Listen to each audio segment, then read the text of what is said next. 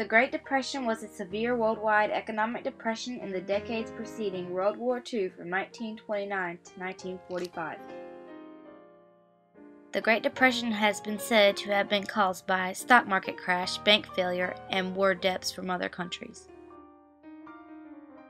The stock market crash occurred on October 29, 1929. The market lost $14 billion, making the loss for that week $30 billion.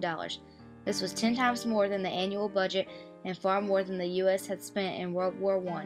$30 billion would be $377,587,032,770.41 today. The crash occurred over several days, with Tuesday being the most devastating, which is how it got the name Black Tuesday. $4 out of every $10 was borrowed for stock. Right after the crash, a wave of suicides occurred in New York's financial district. It is said that the clerks of one hotel even started asking new guests if they needed a room for sleeping or jumping. President Herbert Hoover took the blame for the start of the Great Depression. Another cause of the Great Depression was bank failure. Some banks would invest large amounts of their citizens' money in stock. The banks that did that were forced to close after the crash. By 1933, 11,000 of the U.S.'s 25,000 banks had failed. As banks began losing deposits, they couldn't replenish their dwindling reserves and failed due to the fact that people kept withdrawing their money. Once people started withdrawing their money, the banks ran out of cash, causing them to close their doors to people. During the time, people would stuff their cash in mattresses. People who had money in the banks when they failed went bankrupt.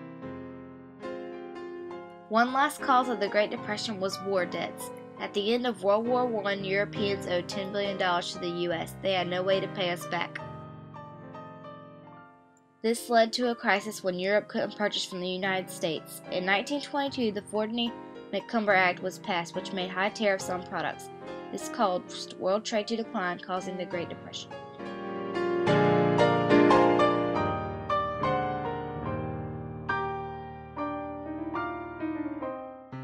Soon after the start of the Depression, Franklin Roosevelt became president in March 1933.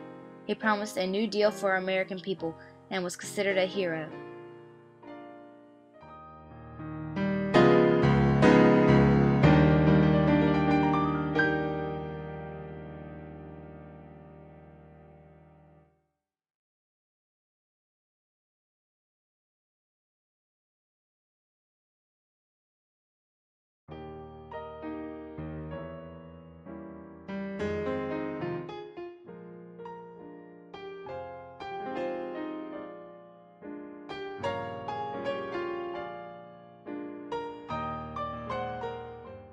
It wasn't until the attack on Pearl Harbor on December 7, 1941, that the Great Depression officially ended.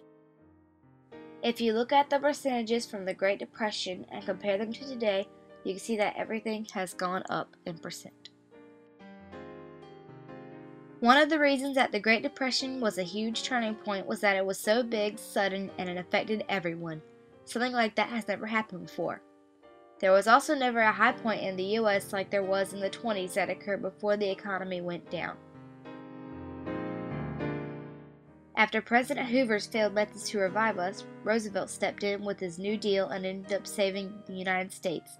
The plan President Roosevelt had helped start some new ideas today, such as Social Security, civil service jobs, and tons of presidential press conferences.